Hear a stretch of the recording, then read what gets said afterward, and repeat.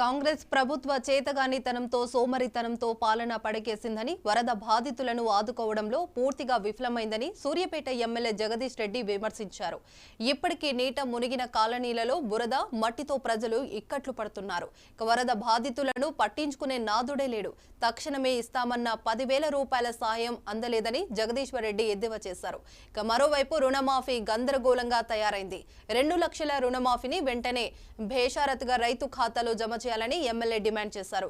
ప్రధాన ప్రతిపక్షంగా మేము పోరాటం చేస్తుంటే పోలీసులను పెట్టి మమ్మలను అడ్డుకునే ప్రయత్నం చేస్తున్నారని జగదీశ్వర్ రెడ్డి మండిపడ్డారు.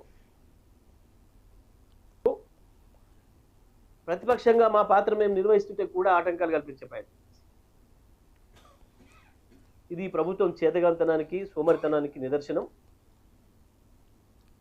మళ్ళీ నిన్న వ్యవసాయ శాఖ మంత్రి ఏదైతే స్టేట్మెంట్ ఇచ్చిండో 2 లక్షల రుణమాఫీ వరకున్న పైకున్న రైతులు ఇప్పుడు కట్టకండి అని చెప్పి నేను దీన్ని తీవ్రంగా ఖండిస్తా ఉన్నా. ఎట్టి పరిస్థితుల్లో కూడా మరోమారు రైతాంగాన్ని మోసం చేయకండి.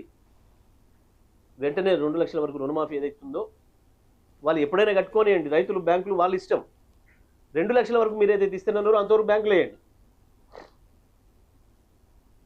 ఈ రాష్ట్రంలో ఉన్న రైతాంగం మొత్తం 2 లక్షల పైన అప్పులు తీసుకున్న వాళ్ళు ఎవరైనా ఉన్నని 2 లక్షల వరకు మీరు చేస్తున్నారు. 2 లక్షల రూపాయలు వేయండి మీ తరఫున. ఆ మిగతాది ఎప్పుడు కట్టుకోవాలి, ఏం చేసుకోవాలనేది బ్యాంకుకు రైతుకు సంబంధించిన విషయం. మీరు ఇచ్చిన మాటకే 9 నెలలు ఆలస్యం చేసిండ్రు. వడ్డీ కూడా పెరిగిపోయింది. తీసుకున్న అసలు వడ్డీ కట్టడానికి రైతులకు ఇబ్బంది పడుతున్నారు.